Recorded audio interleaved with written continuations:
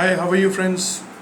Again learn hospitality India आपके लिए लेके आया है दोबारा से अनदर स्टार कैटेगराइजेशन होता है।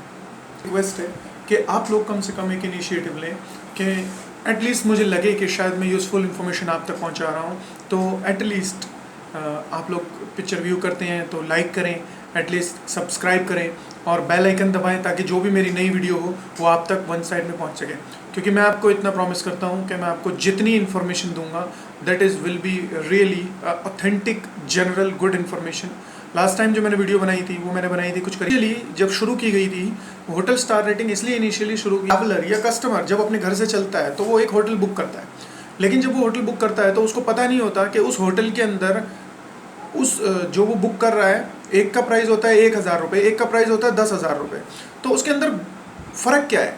अगर आप घर में बैठे हुए हैं और आप सडनली एक होटल बुक कर रहे हैं और उस होटल के अंदर 1,000 रुपये का रेंट है और एक 10,000 रुपये का रेंट है, एक 5,000 रुपये का रेंट है, एक 4,000 रुपये का रेंट है, तो आपको पता नहीं चलेगा उसमें डिफरेंस क्या है। तो इनिशियली ट्रैवलर को ये फैसिलिटी देने के लिए कि किस होटल के अंदर क्या फैसिलिटीज़ हैं और किस होटल की क्या रेटिंग है, इसलिए स्टार रेटिंग बनाई गई थी। पर हुआ क्या, धीरे धीरे इम्प्लीमेंटेड होते होते होटल स्टार रेटिंग का जो ऑब्जेक्टिव है वो चेंज हो गया।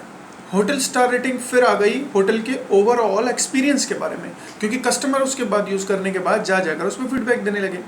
तो उसके बाद जो होटल स्टार रेटिंग है वो एक्सपेंडेड होकर आ गई होटल के ओवरऑल एक्सपीरियंस के ऊपर।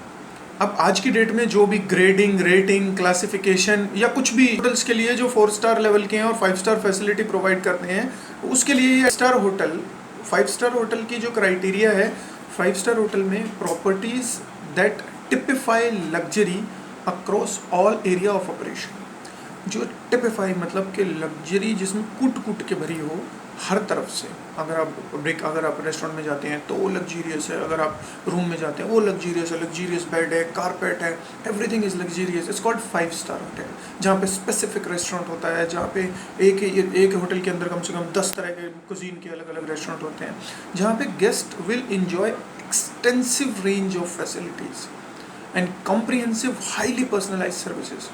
एक्सटेंसिव रेंज ऑफ फैसिलिटी का मतलब है कि आपकी सोच से भी परे इतनी फैसिलिटीज़ वो देते हैं, शायद आप सारी अवेल भी नहीं कर पाते। और कॉम्प्रिहेंसिव और हाईली पर्सनलाइज सर्विस मतलब स्पेसिफिकली आपको अटेंड करने के लिए वहाँ पर लोग अवेलेबल रहेंगे। आपको फ़ोन कर 10 बार फ़ोन करने की ज़रूरत नहीं, आप एक बार फ़ोन करेंगे, आपके पास पर्सनलाइज फ्लोर मैनेजर या फिर लॉबी मैनेजर या जो भी अवेलेबल आदमी होगा वो वहाँ पे अवेलेबल हो जाएगा। Properties at this level will display excellent design and attention to all. वो लोग बनाते हैं इस तरह से हैं क्योंकि वो 5 स्टार होटल बना रहे हैं जिसके रेंट भी 15 से 20,000 रुपये पर नाइट होते हैं। तो वो उस तरह से बनाया जाता है, उसका डेकोर, उसका एम्बियंस, उसका एटमॉस्फेयर, उसकी facilities, which is called 5 star hotel. अब आ जाओ 4 स्टार होटल के अंदर। 4 स्टार होटल की प्रॉपर्टीज़ कैसे होती है? 4 स्टार होटल की प्रॉपर्टीज़ जो होती हैं वो होती हैं एक डीलक्स गेस्ट एक्सपीरियंस। मतलब वो 5 स्टार लेवल पे नहीं होती हैं, पर वो 5 स्टार लेवल की फैसिलिटीज़ देने की पूरी कोशिश करती हैं।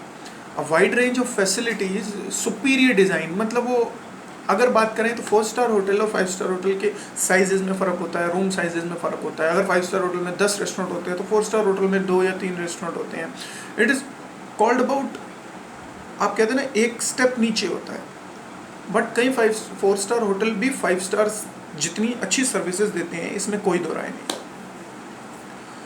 Next 3 star property that deliver a broad range of amenities. See there is a difference, amenity and facility. Amenities, facilities, difference ये है कि 3 स्टार होटल में जब आप जाते हैं तो वो आपको एवरेज से अबव फैसिलिटी मिलेगी। मतलब एक नॉर्मल बेसिक स्टैंडर्ड एवरेज जो होती है उससे अबव फैसिलिटी मिलती है। अब आप बात करें अकोमोडेशन की, गुड क्वालिटी मिलेगी, सर्विस अच्छा मिलेगा, लिनन अच्छा मिलेगा। 3 स्टार होटल के अंदर वो लोग कम्पीट करने की कोशिश करते हैं उतनी सभी बुटीक होटल से जो 4 स्टार होटल के आसपास होते हैं।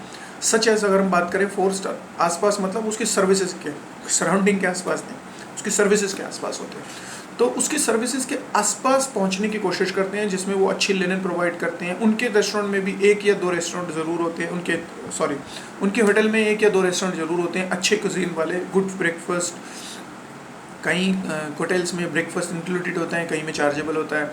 फिर this is all typically fit for purpose to match a guest expectation. वो लोग इस तरह से होता है कि वो ज़्यादा एवरेजली चार्ज करते हैं, फैसिलिटी अच्छी देते हैं, आपको सारी चीज़ें अवेलेबल होगी। तो ऑन एन एवरेज जो एक and the major important thing, वो एक अपर मिडिल क्लास वाला तबका है वो उसको यूज़ कर सकता है 3 स्टार होटल को। जनरली हम लोग 2 स्टार और 3 स्टार में रुकते हैं। 2 स्टार में कोई रुकना पसंद नहीं करता, क्योंकि आ रहा हूँ उस पर भी। Second star 2 star hotel, property that focus need of the price of a conscious. क्योंकि 2 स्टार में होटल रुकने वाले वो फैसिलिटी और एमिनिटीज़ के ऊपर इतना फोकस नहीं करते, वो अपनी पॉकेट के ऊपर फोकस करते हैं। तो लोगों के साथ प्रॉब्लम ये होती है कि वो लोग बुक करते हैं 2 स्टार, एक्सपेक्ट करते हैं 4 स्टार। तो हम लोग जब बुक करें तो बड़ा स्पेसिफिकली सोच समझ कर बुक करें कि जो हम रेस्टोरेंट या होटल हम बुक कर रहे हैं, अपार्टमेंट बुक कर रहे हैं, दैट इज़ 2 स्टार और 3 स्टार। जब आप पूछेंगे भी तो वो आपको खुद बता देगा व्हाट इज़ द डिफरेंस।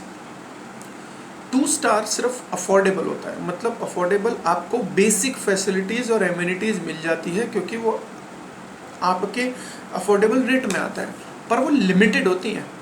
कुछ फैसिलिटी वो प्रोवाइड करा देते हैं जो कि ऑन कॉल और पेड फीस होती हैं, सच एज आप कहोगे न्यूज़, कई जगहों पे न्यूज़पेपर भी नहीं होता, तो आप बोलते हैं सर मुझे न्यूज़पेपर चाहिए, वो कहते हैं ठीक है सर अवेलेबल है सर, 5 रुपये 10 रुपये।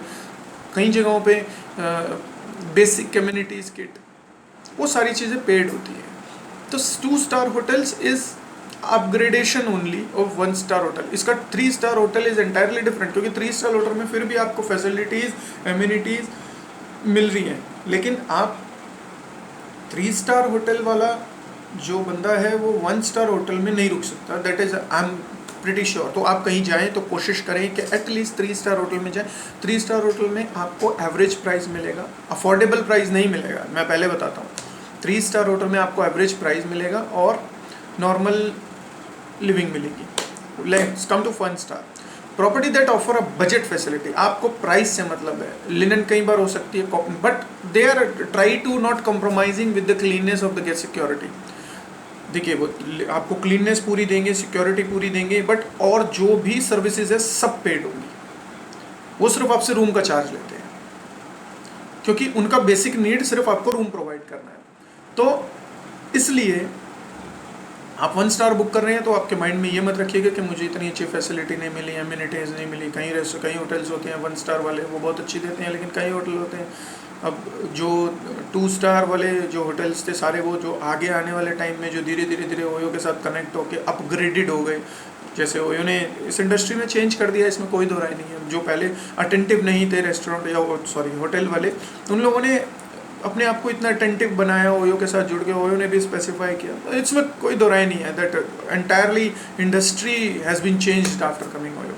तो 5 star, 4 star, 3 star, 2 star, 1 star, तो मिडिल क्लास तबका 2 स्टार 3 स्टार यूज़ कर सकता है। नॉर्मल जो लोग, एवरेज लोग 1 स्टार यूज़ करते हैं। 3 4 स्टार 5 स्टार लोग, वो हाई प्रोफाइल लोग यूज़ करते हैं, इसमें कोई दो राय नहीं है। तो दिस ऑल अबाउट फैसिलिटी। वो एक कहावत है कि आप जितना गुड़ डालोगे वो उतना ही मीठा होगा। So this is all for today. We have discussed about the hotel star rating. किसी को कोई पूछना हो, कोई चीज़ है, वो कमेंट में लिख सकता है। अगर आपको मेरी ये वीडियो और इन्फॉर्मेशन अगर पसंद नहीं आएगी, अगर आपके यूज़फुल है, तो आप प्लीज़ इसे लाइक कीजिएगा, शेयर कीजिएगा और सब्सक्राइब कीजिएगा।